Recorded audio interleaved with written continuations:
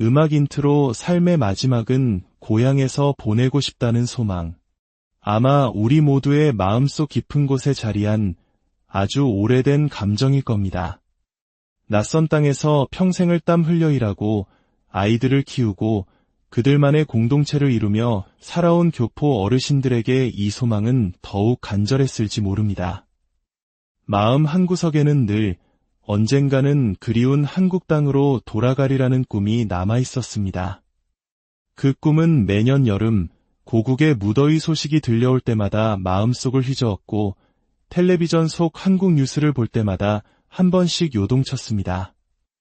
그리고 어설프게나마 한국말을 따라하는 손주의 모습을 볼 때마다 뜨거운 무언가가 가슴에서 차올랐을 겁니다. 오늘 저희가 들려드릴 이야기가 당신의 마음에 작은 울림을 준다면 조용히 구독과 좋아요를 눌러주세요.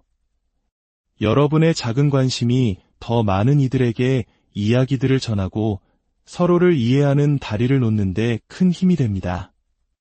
저희는 앞으로도 우리 삶의 중요한 순간들을 계속해서 이야기하겠습니다. 그런데 마침내 그토록 그리던 꿈을 이룬 분들 가운데 얼마 지나지 않아 다시 미국행 비행기표를 예매하게 된 사연이 생각보다 많다는 것을 아시나요? 낯선 땅에서의 고된 삶 끝에 돌아온 고향, 보고 싶었던 사람들, 귀에 익은 정겨운 말씨 속에서도 그들은 왠지 모를 깊은 외로움을 느껴야만 했습니다. 누군가는 묻습니다. 그들의 귀국은 실패였던 걸까요? 하지만 그것은 너무 단순한 판단일지 모릅니다. 더 정확히 말하자면 그들의 귀국은 오랜 시간 마음속에 그려온 기대와 마주하게 된 현실 사이의 커다란 간극을 통과하며 진짜 자신의 모습을 다시 발견하게 된 하나의 긴 여정이었습니다. 고향은 어쩌면 기억 속에 있을 때 가장 따뜻한 곳인지도 모릅니다. 수십 년의 세월 동안 현실의 고향은 너무나 많이 변했고 그들 자신도 변해버렸기 때문입니다.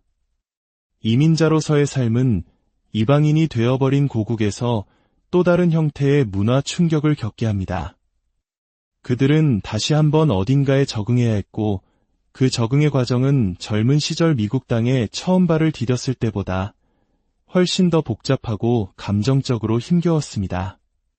완전히 달라진 자녀들과의 가치관 차이, 너무나 복잡해진 유료와 행정제도, 그리고 익숙한 듯 낯설기만 한 사람들.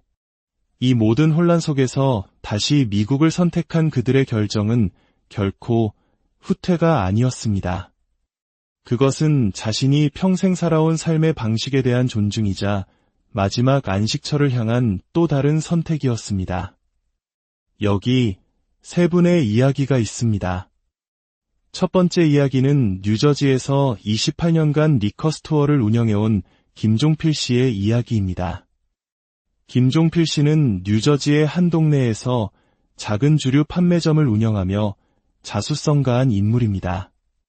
하루 12시간 넘게 서서 일하는 날이 다반사였지만 성실함 하나로 두 자녀를 모두 명문대학에 보냈습니다.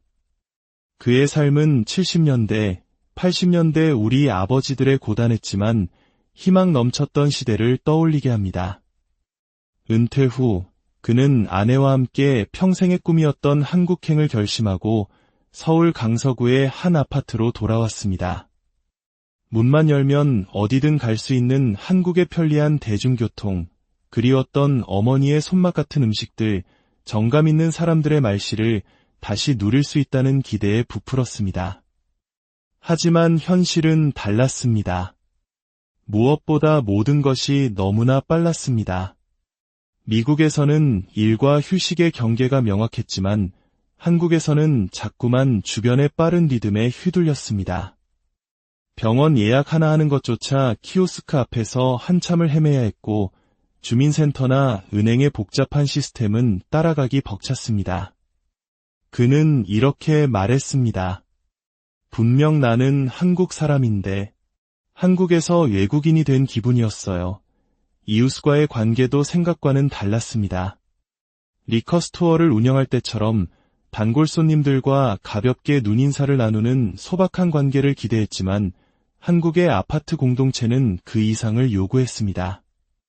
명절마다 열리는 반상회, 각종 동네 회비, 그리고 끊임없는 단체 활동 참여가 당연시되었습니다.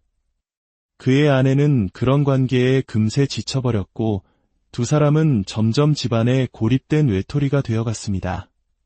결국 김종필 씨 부부는 한국으로 돌아온 지 2년 만에 다시 뉴저지로 돌아가는 비행기에 몸을 실었습니다. 두 번째 이야기는 로스앤젤레스에서 22년간 남편과 함께 세탁소를 운영해온 오경숙 씨의 이야기입니다. 오경숙 씨는 LA 한인 커뮤니티의 중심에서 20년이 넘는 세월 동안 수많은 사람과 정을 나누며 살아왔습니다. 그녀의 은퇴 후 꿈은 소박했습니다. 고향인 경남 통영의 바닷가에 작은 집을 짓고 예쁜 꽃을 가꾸며 조용히 여생을 보내는 것이었죠. 실제로 그녀는 그 꿈을 실행에 옮겼습니다. 남편과 함께 통영으로 돌아온 초기에는 모든 것이 그림처럼 아름다웠습니다. 새벽 시장에서 싱싱한 해산물을 사고 시원한 바닷바람을 맞으며 남편과 손잡고 산책하는 모든 순간이 행복이었습니다. 하지만 삶은 결국 반복되는 일상이었습니다. 정기적으로 가야 하는 병원은 인근 대도시까지 나가야 했고 미국과는 다른 의료보험 시스템과 처방약 지원 절차는 매번 까다롭게 느껴졌습니다. 무엇보다 힘들었던 것은 동네 사람들과의 관계였습니다. 수십 년간 미국식의 직설적이고 명료한 대화 방식에 익숙해진 그녀에게 빙빙 돌려 말하는 한국 특유의 문화와 무엇보다 체면을 중시하는 분위기는 답답함 그 자체였습니다. 또한 통영에는 그녀처럼 해외에서 오래 살다 돌아온 교포들이 드물었습니다. 말은 통했지만 마음 깊은 곳까지 통하지 않는다는 보이지 않는 벽을 느껴야만 했습니다. 그녀는 조용히 이렇게 말했습니다. 입으로는 한국말을 하고 있는데 마음은 자꾸 미국으로 돌아가고 있더라고요. 세 번째 이야기는 시카고에서 25년간 견인차 회사를 운영해온 윤상호 씨의 이야기입니다. 윤상호 씨는 거친 현장에서 25년 넘게 묵묵히 일해왔습니다. 밤낮 없이 걸려오는 전화를 받고 즉시 출동해야 하는 고된 일이었지만 그는 가족을 위해 모든 것을 감내했습니다. 자녀들은 모두 어엿한 미국 시민권자로 성장해 각자의 가정을 꾸리고 있었습니다. 몇 해 전 아내가 먼저 세상을 떠난 후 윤상호 씨는 문득 사무치는 외로움과 함께 고향이 그리워졌습니다. 그는 모든 것을 정리하고 고향인 전북 전주로 돌아와 작은 주택을 마련하고 혼자 살기 시작했습니다. 그에게 가장 힘들었던 것은 정체성의 혼란이었습니다. 미국에서는 아시아인이라는 소수민족이었지만 그래도 코리안 아메리칸이라는 자신만의 방식으로 삶을 꾸려왔습니다.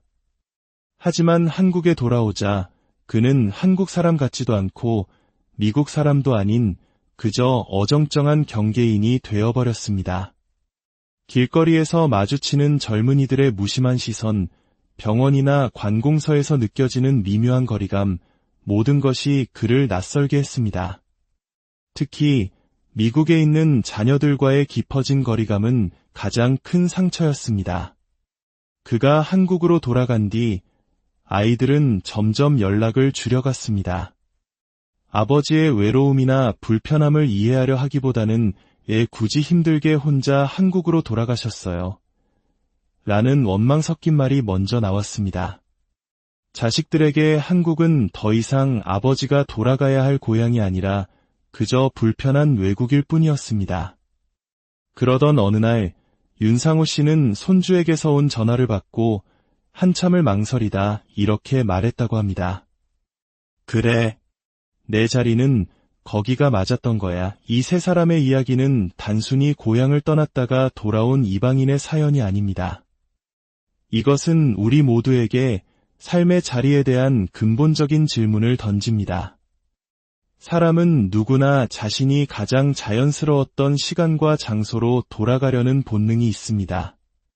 하지만 기억 속 과거는 이미 지나갔고 현실은 전혀 다른 리듬과 언어로 움직입니다.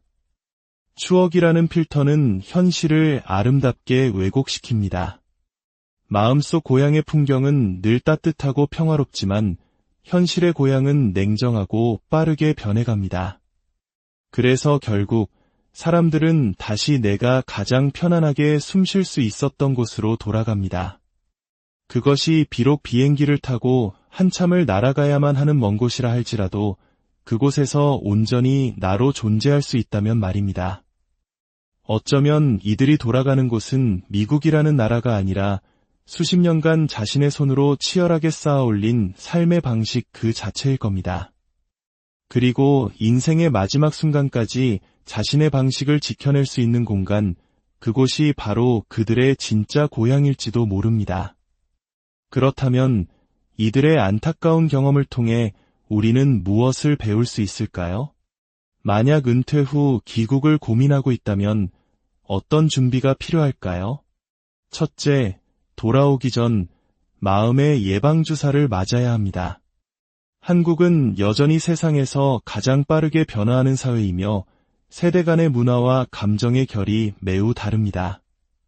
언어는 같을지 몰라도 그 속에 담긴 미묘한 뉘앙스와 맥락은 전혀 다를 수 있습니다.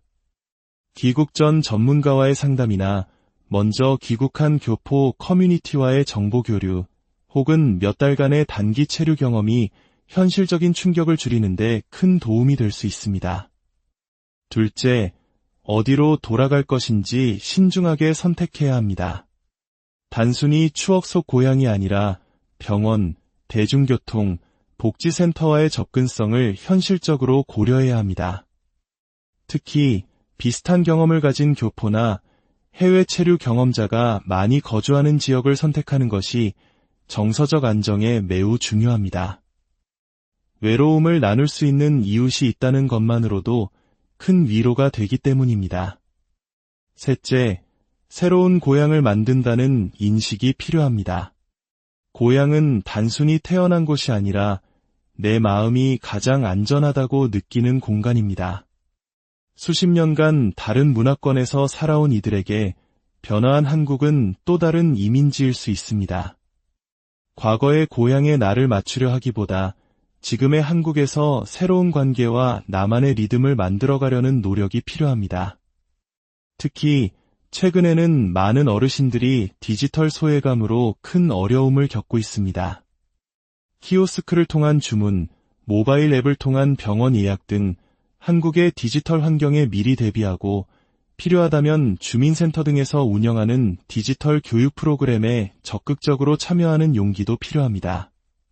결국 가장 중요한 것은 나에게 맞는 삶의 리듬을 찾는 것입니다.